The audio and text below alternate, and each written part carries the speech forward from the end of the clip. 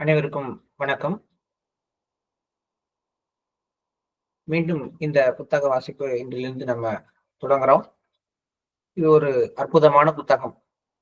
ராம்சந்திராவின் படைப்புகளின் முழு தொகுப்பு பாகம் 3. லாலாஜி மகாராஜாவுடைய கடிதங்கள்.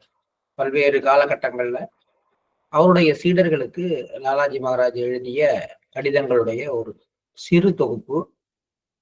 மிகச்சிறிய புத்தகம். ஆனால் நிறைய அதுல இருக்கக்கூடிய விஷயங்கள் ஆன்மீக உலகத்திற்கும் அதே மாதிரி நம்முடைய நடைமுறை வாழ்க்கைக்கும் பல வழிகாட்டுதல்களை கொடுக்கக்கூடியதாக இந்த புத்தகம் அமைந்திருக்கிறது.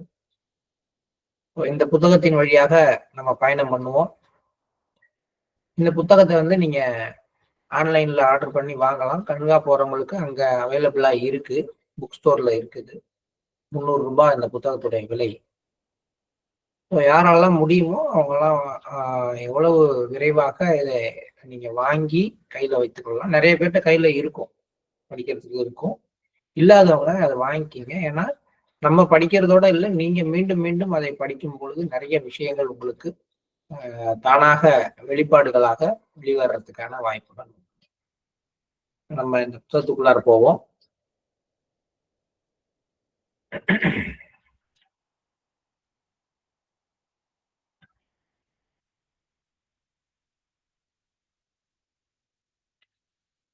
முதல் கடிதம் 1924ஆம் ஆண்டு ஜனவரி மாதம் 27ஆம் நாள் எழுதப்பட்டது.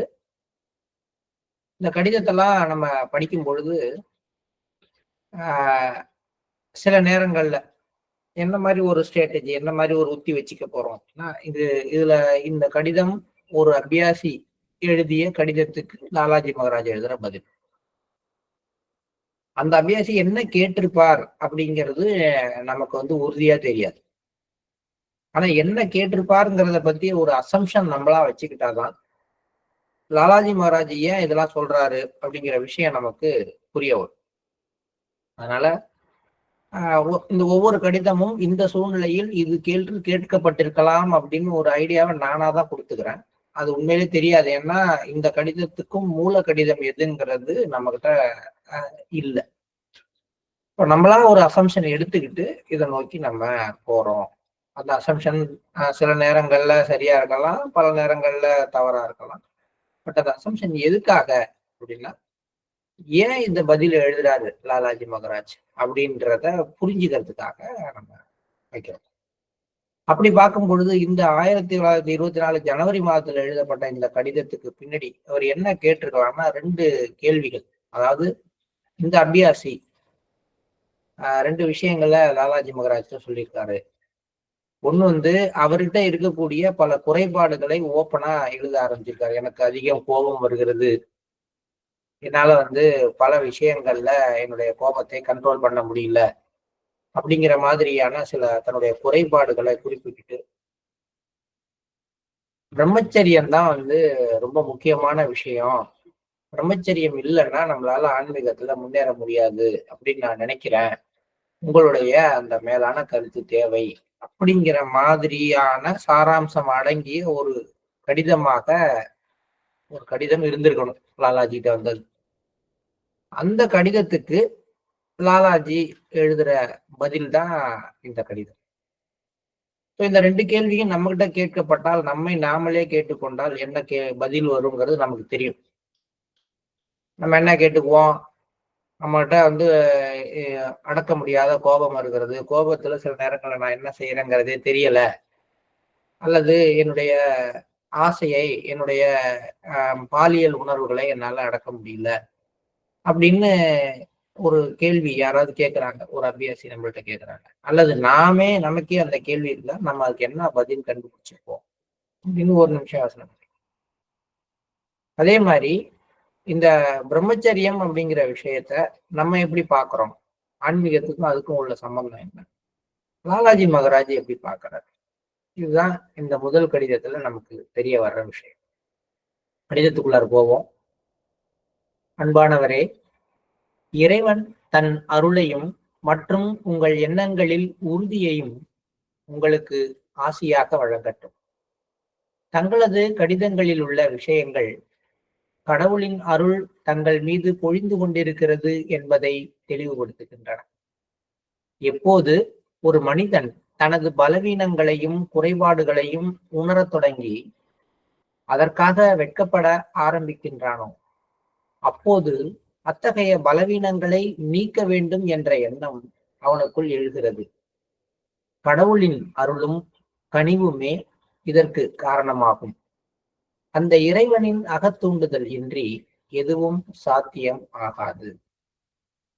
முதல் பாராவே ரொம்ப அழகா ஒரு விஷயம் சொல்லப்படுது. நமக்குள்ளார இருக்கிற குறைபாடுகளை நாம எப்பயாவது ஏத்துக்கிட்டு இருக்கிறோமா? இந்த கேள்விக்கு நம்ம பதில் போட்டோம்னா 80% நம்முடைய எல்லா குறைபாடுகளையும் நாம என்ன பண்ணுவோம்னா ஜஸ்டிஃபை பண்ணுவோம். இப்படிலாம் கோவப்படலன்னா நம்மள எல்லாரும் ஏறி மிதிச்சிட்டு போயிடுவாங்க அப்படின்னு சொல்லுவோம். எல்லா விஷயத்திலையும் விட்டு கொடுத்தா அவ்வளவுதாங்க, வாழ்க்கை நடத்த முடியாது அப்படின்னு சொல்லுவோம். பிடிவாதமா இருக்கிறேன்னு சொல்றீங்க, நான் செய்யறது சரிங்கிறப்ப நான் பிடிவாதமா இருக்கிறதுல என்ன தப்பு அப்படின்னு கேட்போம். இப்படியெல்லாம் கேட்டு கேட்டு கோபப்படுறேன்னு என்ன சொல்றீங்க, ஆனா அவங்க பண்ற தப்பு என்னங்கிறது நீங்க பார்க்கல. இப்படி ஒரு தப்பு பண்றப்ப கோபப்படாம தட்டி கொடுக்கவா முடியும்? இது எல்லா கேள்விகளும் நம்ம ஒவ்வொருத்தரும் ஒவ்வொரு சூழ்நிலையில கேட்பது அல்லது கேட்க நினைப்பது அப்படிதான் இருக்கும். ஆனா இந்த கேள்விகளுக்கு பின்னாடி எல்லாம் எனக்கு கீழே பிடிவாதம் இருக்கு, என்கிட்ட கட்டுக்கடங்காத கோபம் வருகின்றது, என்னால விட்டு கொடுக்க முடியல அப்படிங்கிற. விட்டு கொடுக்க முடியலன்னா என்ன அர்த்தம்? ஏதோ ஒன்ன பிடிச்சுக்கிட்டு இருக்கிறதுனால தானே விட்டு கொடுக்க முடியல. நல்ல விஷயமோ கெட்ட விஷயமோ ஏதோ ஒண்ணு நான் என்னால விட்டு கொடுக்க முடியலன்னாலே அது நான் ஹோல்டு பண்றேன்னா அது மேல பற்று இருக்கு. இப்படியாக என்னுடைய செயல்பாடுகள்ல இருக்கிற குறைபாடுகளை நான் ஜஸ்டிஃபை பண்ணாம பார்க்க ஆரம்பிக்கிறதுங்கிறது ரொம்ப கஷ்டம். சில விஷயங்கள்ல பார்க்க ஆரம்பிப்பேன், ஆனா வெளிப்புறமா வேணாம மனசு உள்ளுக்குள்ளார வேணும். வெளியில பாத்தீங்கன்னா அதெல்லாம் வேணாங்க, எனக்கு இனிமே வேணாங்க, இனிமே நான் இதெல்லாம் விட்டுற போறேன், இது ரொம்ப கஷ்டமா இருக்கு, இது என்ன பாதிக்குது அப்படின்னா சொல்லிக்கிட்டே இருப்பேன்.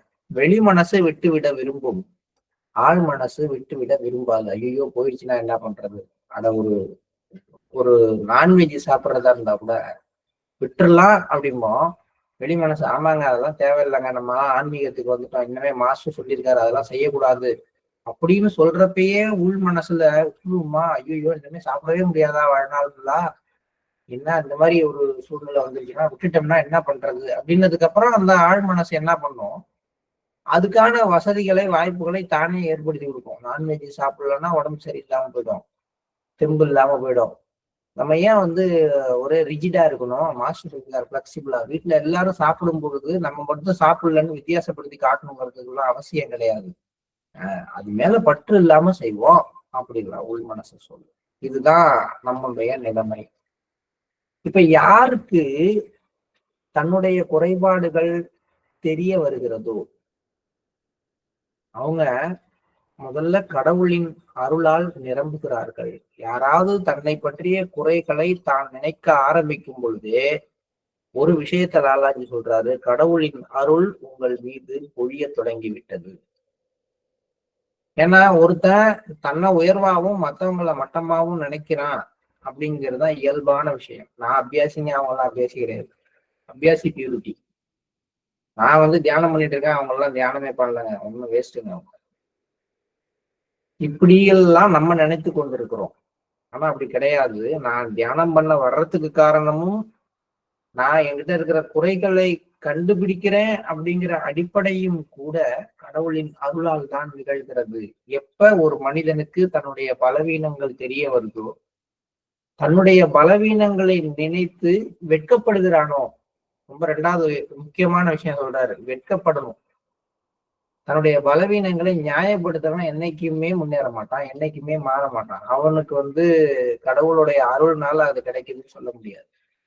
இப்ப யாருக்கு கடவுளின் அருள் கிடைக்குது, யாரு கடவுளின் அருளால் உந்தப்படுகிறான் அப்படின்னு நானும் இப்ப என்னையும் உங்களையும் நீங்களும் என்ன பண்ணிக்கலாம், உண்மையிலேயே மாஸ்டருடைய கிரேஸ் நம்ம மேல பொழியுதாங்கிறத இந்த ஒரு வாசகத்தை வச்சு தினமும் டெஸ்ட் பண்ணலாம்.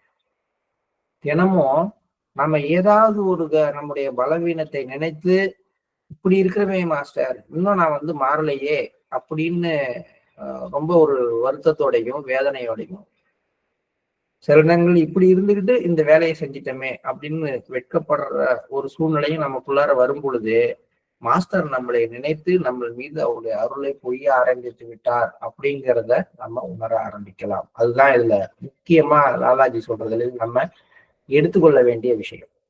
அப்ப ஒவ்வொரு நேரத்திலையும் மாஸ்டரை நினைக்கிறதுக்கு வாய்ப்பு இருக்கு அப்படின்னா எப்பெல்லாம் நம்ம நம்முடைய பலவீனங்களை நினைத்து வெட்கப்படுகிறோமோ அப்போதெல்லாம் மாஸ்டருடைய அருள் நம்ம மீது பொழிந்து கொண்டிருக்கிறது அப்படிங்கிறது நம்ம புரிஞ்சுக்கணும்.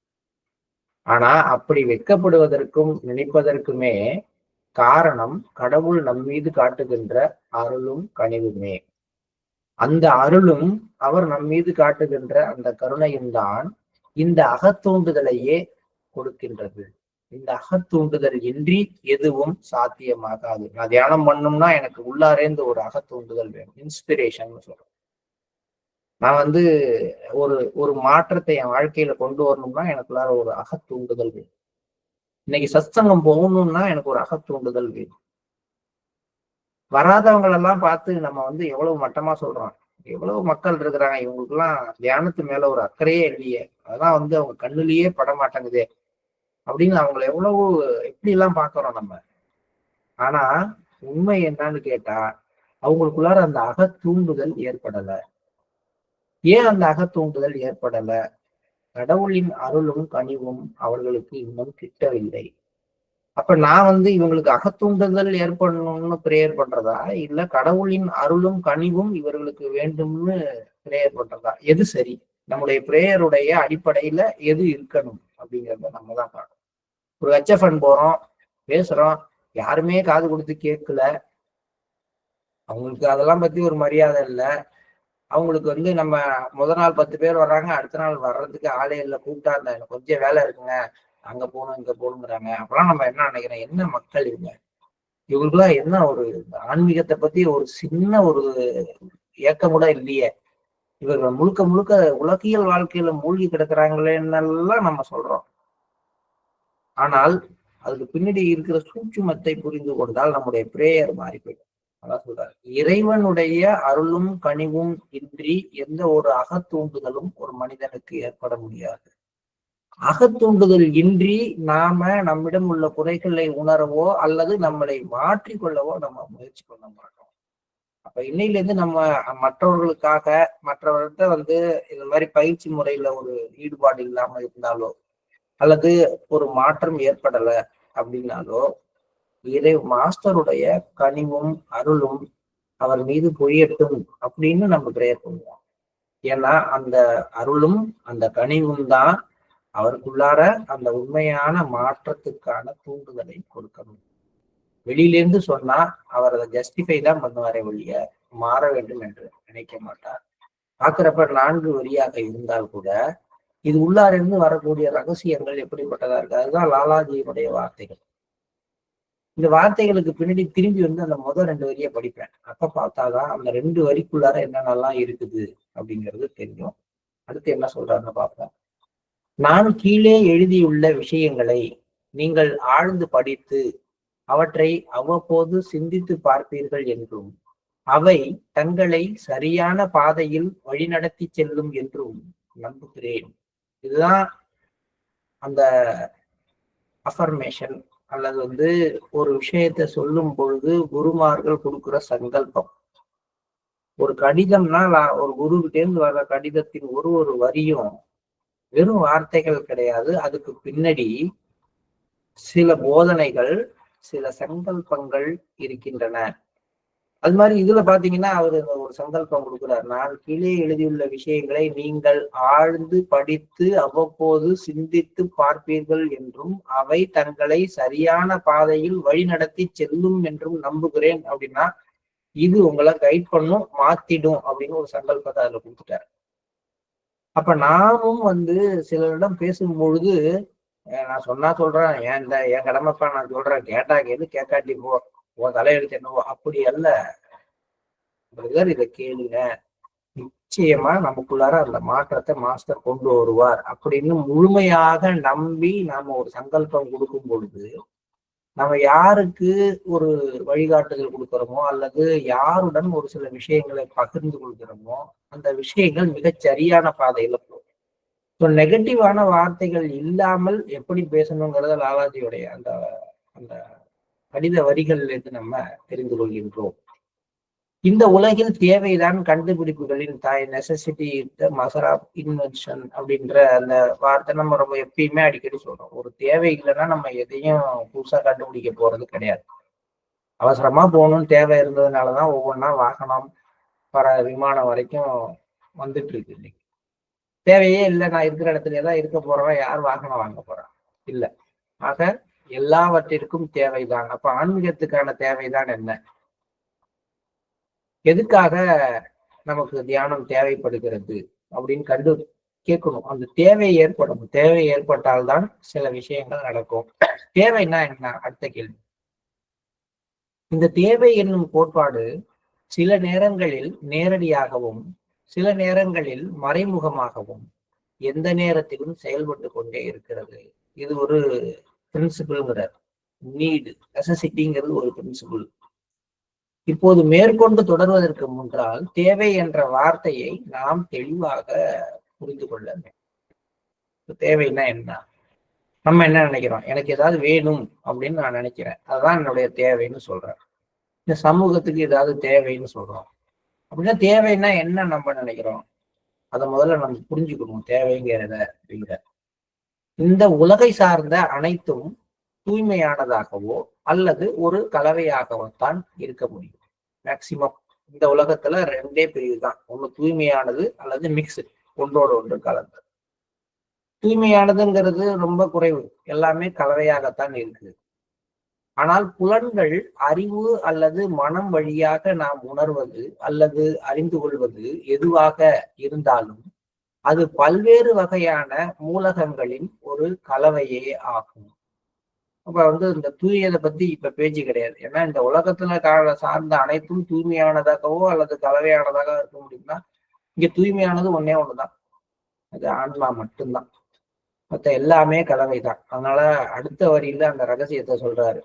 உங்களுடைய புலன்கள் மூலமாகவும் அறிவு மூலமாகவும் மனம் மூலமாகவும் உணர முடியறது எல்லாமே கலவைதான்.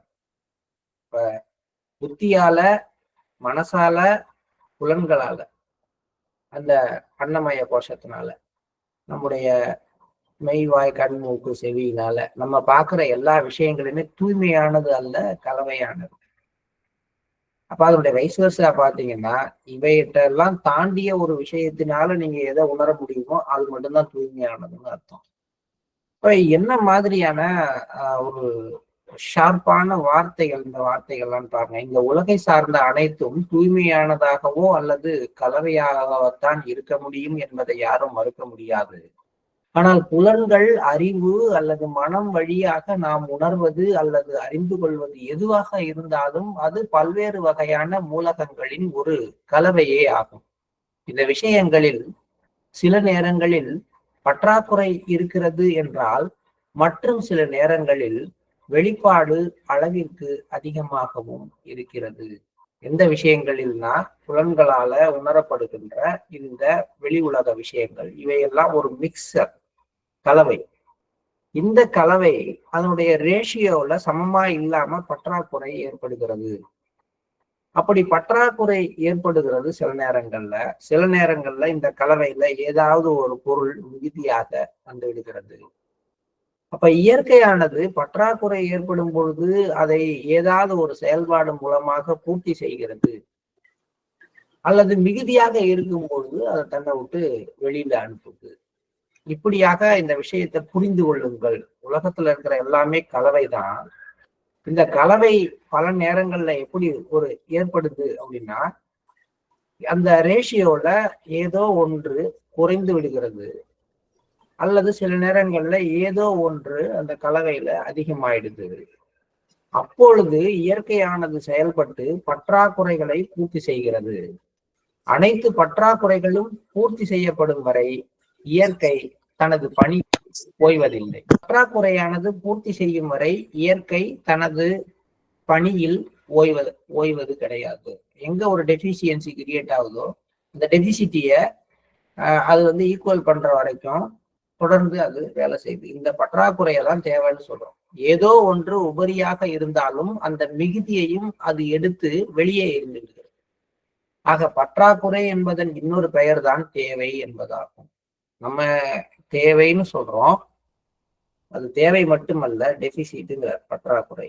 எப்ப தேவை உருவாகுதுன்னா, நம்ம வாழ்க்கையில நம்ம எந்த ஒரு கலவையை உருவாக்கி இருக்கிறோமோ அந்த கலவையில அங்கமாக இருக்கின்ற ஒரு பொருள் பத்தாம போகிறப்ப அப்ப தேவைப்படுது. அதான் ஒரு காஃபி போடணும்னா ஒரு 2 ஸ்பூன் சுகர் தேவை, 1 ஸ்பூன் காஃபி பொடி தேவை, 100 ml பால் தேவை. சேர்ந்தாதான் கலவை. காஃபி பொடியும் பாலும் இருக்கு. 2 ஸ்பூன் சர்க்கரைக்கு பதிலா 1 ஸ்பூன் சர்க்கரை தான் இருக்கு. இந்த காஃபியை போட்டு வாயில வைக்கும் பொழுது எனக்கு என்ன தோணும்னு கேட்டா, இன்னொரு ஸ்பூன் சர்க்கரை தேவைன்னு சொல்லும்.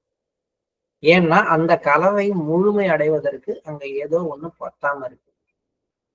அது மாதிரி நம்முடைய உலக வாழ்க்கையில எல்லாமே கலவைதான். குடும்ப வாழ்க்கை ஒரு கலவை, நம்முடைய உணர்ச்சிகள் ஒரு கலவை. இது ஏதோ ஒண்ணு குறைந்தால் மிகுந்தால் அங்க உபரியும் பற்றாக்குறையும் ஏற்படுகிறது. இந்த பற்றாக்குறையைத்தான் தேவை என்கின்றோம். இவ்வாறாக தேவை என்ற சொல் ஏதோ ஒன்றின் பற்றாக்குறையை மட்டுமன்றி அதன் எதிர்மறையாக மிகுதியையும் நமக்கு நினைவுபடுத்துகிறது. எங்காவது பற்றாக்குறை இருந்தால் அங்கு அதை நிறைவு செய்வதற்கான தேவை எழுகிறது. இந்த இக்கட்டான நிலை அனைத்து நேரங்களிலும் அனைத்து நிலைமைகளிலும் ஏற்படுகின்றது. இந்த தேவை அப்படிங்கிற விஷயமும் உபரி மிகுதிங்கிற விஷயமும் எல்லா நேரங்கள்லையும் எல்லா இடங்கள்லையும் எல்லாருக்கும் ஏற்படுகிறது. இது பயன் அற்றதாகும். இந்த வார்த்தைக்கு எனக்கு அர்த்தம் புரியல. வேற எங்கேயாவது படிக்கும் பொழுது ஏன் இதை பயனற்றதுன்னு சொல்றாரு அப்படின்னு தெரியல. ஆனால் அந்த வார்த்தையை அவர் சொல்றாரு. அந்த தேவை இருக்கின்ற நிலையும் பற்றாக்குறை அப்படிங்கிற நிலையும் பயனற்றது. அப்படின்னா முழுமையான நிலைன்னு எதை சொல்றது? முன்னோக்கியும் தள்ளாமல் பின்னோக்கியும் இழுக்காமல் சமன்பட்டு அல்லது ஒத்திசைவுடன் இருக்கும் நிலையே முழுமையான நிலையாகும். இந்த நிலைதான் பயனுள்ள நிலை. யார் ஒருத்தரும் முன்னோக்கியும் போகக்கூடாது, ஒருத்தருக்கு பற்றாக்குறையும் ஏற்படக்கூடாது, தேவையும் இல்லாமல். அந்த மாதிரி இருக்கிற நிலைமைதான் உண்மையிலேயே ஒரு சமன்பட்ட ஒரு நிலைன்னு சொல்றாரு. மேலான அல்லது முழுமையான நிலை என்று எதனை சொல்வது? முன்னோக்கி தள்ளாமல் பின்னோக்கி இழுக்காமல் சமன்பட்டு அல்லது ஒத்திசைவுடன் பேலன்ஸ்டா இருக்கணும், ஹார்மோனியஸா இருக்கணும். இந்த பேலன்ஸும் அந்த ஹார்மோனியஸும் இருக்கிற நிலைதான் ஒரு பற்றாக்குறைக்கும் மிகுதிக்கும் இடைப்பட்ட ஒரு சமநிலை. முன்னும் பின்னும் இழுத்தலாகிய நிலை ஆசை. ஆசையற்று ஓய்வும் அமைதியும் வரக்கூடிய நிலை சாந்தி அவஸ்தா. அழகா சொல்லிட்டு வர்றாரு லாலாஜி. எல்லாத்தையும் பற்றாக்குறைன்னா என்ன, உபரின்னா என்ன, ஒருத்தருக்கு தேவை ஏற்பட்டாலும் இல்ல வேண்டாம் எனக்கு இதெல்லாம் அப்படின்னு மிகுதி ஏற்பட்டாலும் அப்ப இந்த 2 விஷயமுமே நம்ம இன்னும் சமநிலைக்கு வரல அப்படிங்கிறது தான் காட்டுது. எப்படிப்பட்ட நிலை பயனுள்ள நிலை அப்படின்னா, உள்ளுக்குள்ளார இருக்கிறத வெளியில அள்ளி கொட்டாத நிலை தேவையில்லைன்னு சொல்லி, அதே மாதிரி வெளியில இருந்து ஏதாவது வேணும்னு உள்ள இழுத்துக்காத நிலை, அதான் முன்னோக்கி தள்ளாமல் பின்னோக்கி இழுக்காமல் ஒரு பேலன்ஸ்டா இருக்கிற ஸ்டேட். இந்த பேலன்ஸ்ல எல்லாத்தோடும் இனிமையாக இணைந்து இருக்கின்ற, ஒத்து அதிர்கின்ற, ஒத்து இசைந்து வாழ்கின்ற ஒரு சமநிலை. இதுதான் உண்மையான சமநிலை அப்படின்னு சொல்றாரு. முன்னும் பின்னும் இழுத்தல் தேவையின் அடிப்படையில ஏற்படுற வேணும் வேணும்னு கேட்கிற அந்த நம்ம ஆசை வேற தேவை வேறங்கிறோம். லாலாஜி தேவையவே ஆசைங்கிற ஒரு நிலைக்கு தான் கொண்டு வர்றாரு. முன்னும் பின்னும் இழுத்தல் ஆகிய நிலை ஆசை என்று அழைக்கப்படுகிறது. ஆசையற்று ஓய்வும் அமைதியும் கூடிய நிலை, அந்த மாதிரி ஒரு நிலை வந்தால் அதை சாந்தி அவஸ்தா, அமைதியின் அவஸ்தை அப்படின்னு நம்ம சொல்றோம். உங்கள் உடலில் சுத்தமான பிராணவாயு நிரம்பிய காற்றின் குறைவை நீங்கள் உணரும் பொழுது கெட்ட காற்றை வெளியேற்றி சுத்தமான பிராணவாயுவை வெளியிலிருந்து எடுத்து உங்கள் நுரையீரல்களில் நிரப்புவது இயற்கையின் செயல்பாடாகும். அதன் மூலம் அந்த பற்றாக்குறை நீக்கப்படுகிறது. அதே போல உணவு மற்றும் தண்ணீரின் பற்றாக்குறை பசி மற்றும் தாகத்தை ஏற்படுத்துகிறது. இந்த தேவை நம் மனம் மற்றும் புலன்களின் வழியாக வெளியில் இருந்து நாம் உணவையும் நீரையும் அருந்துவதன் மூலம் பூர்த்தியாகிறது. அதனால் சிறிது நேரத்திற்கு அங்கே அமைதி ஏற்படுகின்றது. அழகா சொல்றாரு. நம்ம சாதாரணமா மூச்சு விடுறது, பசி தாகம் எல்லாமே இயற்கையில உடல்ல ஏற்படுகின்ற பற்றாக்குறையை சரி செய்வதற்காக ஏற்படுற நிகழ்ச்சி. அத சொல்லிட்டு, அப்ப அந்த மாதிரி ஒரு தேவை ஏற்படும் பொழுது என்ன பண்ணுது? இப்ப பசியோ தாகமோ ஏற்பட்டா வெளியில நம்மள தள்ளி போய் அதுக்கான சாப்பாடை எடுத்துட்டு வர சொல்லி, தண்ணியை எடுத்து வர சொல்லி குடிச்சுக்குது. ரொம்ப மிகவும் அவசிய தேவைன்னு சொல்றது அதுவே பூர்த்தி பண்ணிக்கிற மாதிரி நேச்சர் வச்சிருக்குது. அதுதான் பிராணவாயு. அதுல பற்றாக்குறை ஏற்பட்டால், பற்றாக்குறை ஒவ்வொரு தடவையும் ஏற்பட உடனடியாக அங்கிட்ட இருக்கிற தேவையில்லாத வெளியில கொண்டு போயிட்டு அந்த பிராணவாயுவை உள்ள இழுக்கிறத தானா செய்து கொள்ளும்.